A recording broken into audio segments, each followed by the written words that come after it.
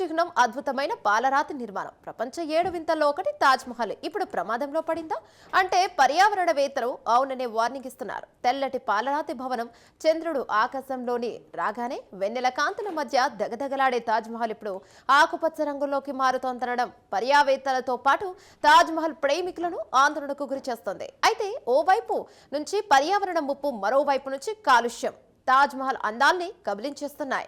ఇక తాజ్ మహల్ చుట్టుపక్కల విధించిన నిబంధనలు తుంగలో కలిసిపోవడంతో 373 ఏళ్ల నాటి ఈ అద్భుతమైన కట్టడానికి శాపంలా మారుతోంది.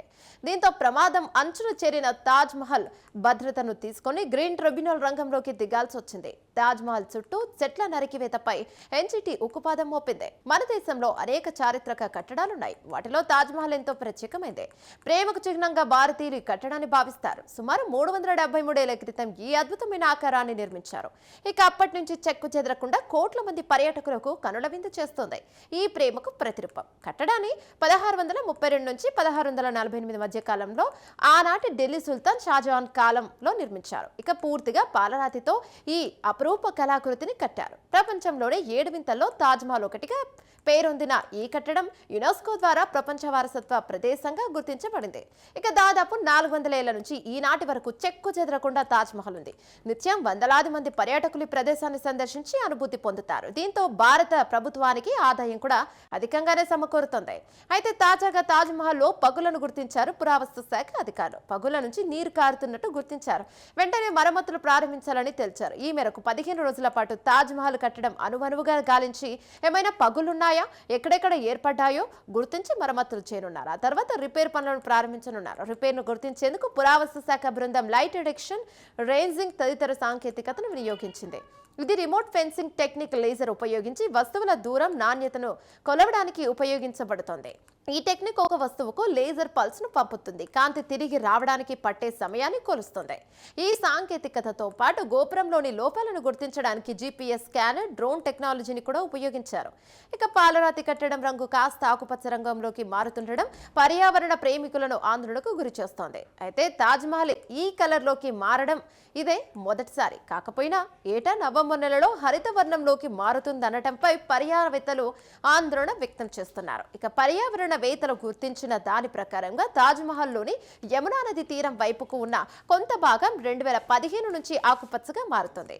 అయితే ఏటా జూన్లో ఒకసారి ఇలా జరిగాక మళ్లీ చలికాలం మొదలయ్యాక ఇదే పరిస్థితి కొనసాగుతోందని ఆర్కియాలజిస్టులు తెలిపారు. తాజ్ మహల్ గోడలు రంగు మారడానికి గోల్డీ చిరోమాస్ అనే పురుగుని వారు గుర్తించారు. ఇక ఇవి యమునా నదిలో ఉండే నాచు తిని తాజ్ మహల్ గోడలపై విసర్జిస్తాయని, దాంట్లో ఉండే క్లోరోఫిల్ వల్ల పాలరాయి ఆకుపచ్చగా మారుతుందని తెలిపారు. కీటకాలు తెలుపు వైపు ఎక్కువ ఆకర్షితమవుతాయని పరిశోధకులు చెబుతున్నారు. అయితే తాజ్ మహల్ పరిరక్షణ విషయంలో నేషనల్ గ్రీన్ ట్రిబ్యునల్ అత్యంత కఠినమైన నిర్ణయం తీసుకుంది.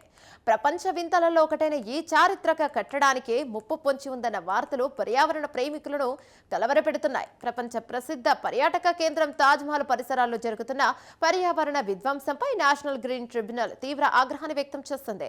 వారసత్వ కట్టడాల పరిరక్షణ కోసం నిర్దేశించిన బఫర్ జోన్ నిబంధనలను ఉల్లంఘిస్తూ సాగుతున్న అక్రమ నిర్మాణాలు, భారీగా చెట్ల నరికివేతపై ఎన్జిటి ఉక్కుపాదం మోపింది. అయితే తాజ్ మహల్ చుట్టుపక్కల ప్రాంతాన్ని పర్యావరణ పరంగా అత్యంత సున్నితమైన ప్రాంతంగా పరిగణిస్తారు.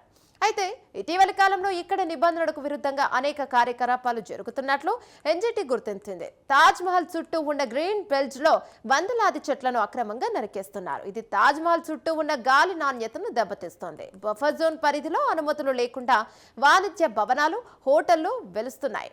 ఇది తాజ్ మహల్ పునాదులకు, దాని పర్యావరణ సమతుల్యతకు ప్రమాదకరమని నిపుణులు హెచ్చరిస్తున్నారు.